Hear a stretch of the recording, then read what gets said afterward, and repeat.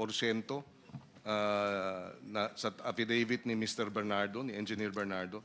Do you confirm itong statement ni Engineer Bernardo? Yes, Your Honor. So, pinapatotoo mo yung lahat, no? Nabasa mo ba yung...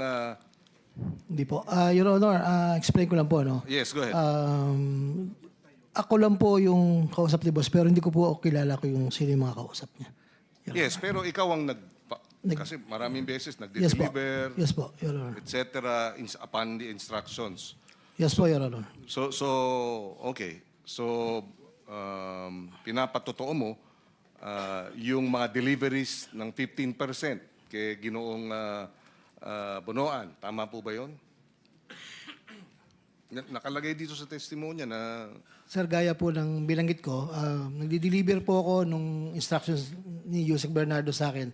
Pero hindi ko po alam yung detalye kung kanino niya po i-deliver. dinideliver mo kay Yusek? Yes po, Your Honor. Wala kang dinideliver kay ni Mr. Wala po, Your Honor. Sorry Yes. po, nakalimutan ko po magpaalam sa PG. Sorry po, nakasagot ko na. Okay lang, Pasensya na okay po. lang. Sige na, hindi na ako magtatanong Hindi po. hanggat magpaalam ka muna. Hindi po, okay na po. Okay. Yun lang po, sir. I admit, ako po yung nagdadala, pero hindi po ako yung Okay. personal na Saan nagdadala galing sa yun? kanila. Saan galing yung mga perang di pinadadala? Sa mga kontraktor, tama? Yes, Your Honor. So hindi ito public works money? Hindi. Hindi po. Hindi po. Private. Yes po. Kasi wala pa yung sinasabi ni ni Engineer Bernardo, ito yung nasa GAB pa lang o nasa NEP pa lang may 25% na, tama? O 10%, Yes, Your Honor. tama? So, hindi pondo ng DPWH. No po, Your Honor. Kinukuha ng DPWH sa mga kontraktor. Tama? Yes, Your Honor. Kasi ang mga kontraktor, yan ang, kumbaga, paraan para matiyak na makuha nila yung proyekto. Di ba? Yes, Your Honor. So, okay. So, paano yun?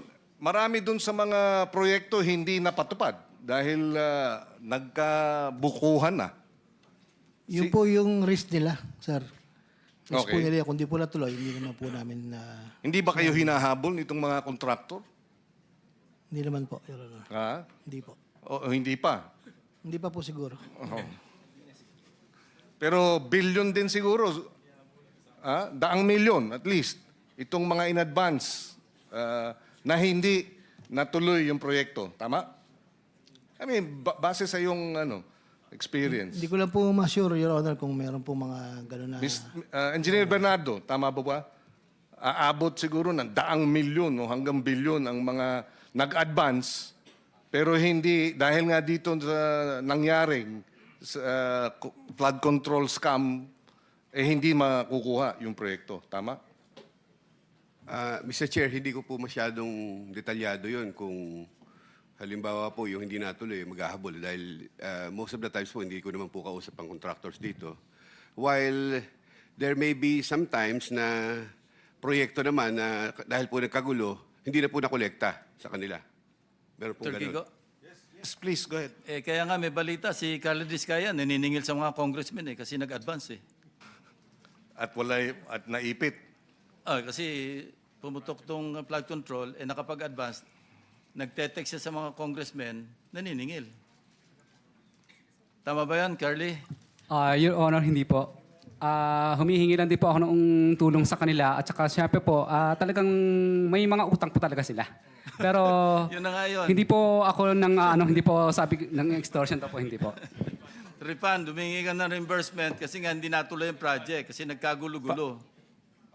Paano nagkautang yung congressman? Nag-advance ng contractor. Kaya nga, pero congressman yun. Hindi ko naman. na alam yun. Hindi ko na alam. Thank you.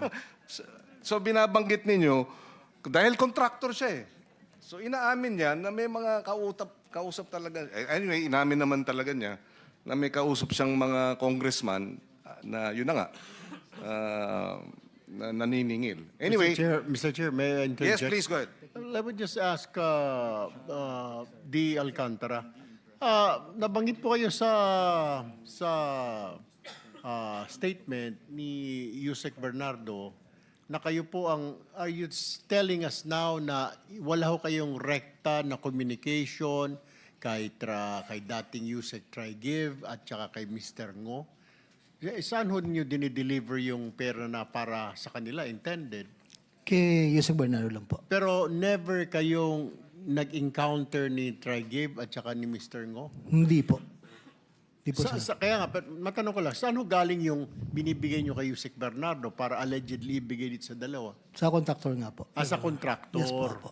So, so hindi ikaw mismo ang nag-aabot sa dalawang Ay, yan. hindi po, Your Honor. Hindi po.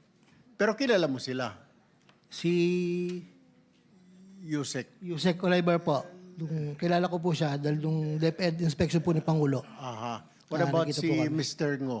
Hindi ko po kilala, Your Honor. So, nanatol, sir, ha? Kasi base dun sa statement, hindi direkta na inaabot ninyo ang pera dun kay Mr. Olaybar at kay Mr. Ngo.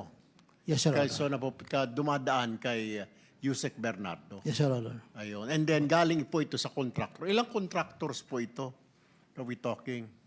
Depende po, sir, sa bubaba pong listing. May listing naman po kaming sinasabit.